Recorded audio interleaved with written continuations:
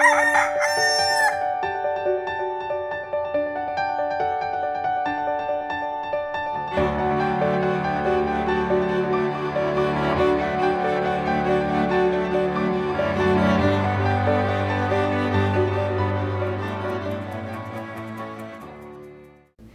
umaga mga kapamilya.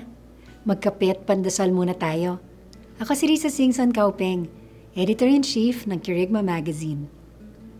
Paano mo daw makakain ng isang elepante? E di sa paisa-isang subo.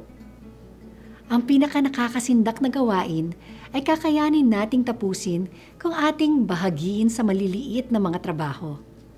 Yan ang aking natutunan sa isang librong aking nabasa.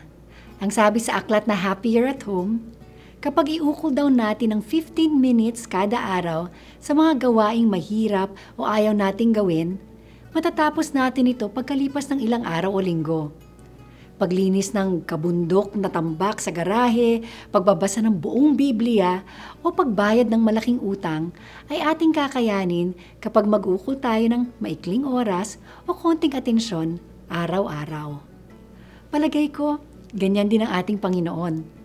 Kaya naman niyang likhain ang buong mundo sa isang araw, ngunit inunti-unti niya sa loob ng 6 na araw. Maari din niya tayong iniligtas ng isang salita lamang, ngunit isinagawa niya ang plano niyang ipadala ang kanyang bugtong na anak upang mamatay para sa atin. Kaya huwag kang mainip kung hindi pa nangyayari ang mga inaasam mo. Kumilos ka lang, kahit maliit araw-araw, at darating din ang kaganapan niyan sa buhay mo. Tayo magdasal? Panginoon, bigyan niyo ako ng sipag at tiyaga na gumawa ng maliit na kaya ko sa bawat araw. Amen.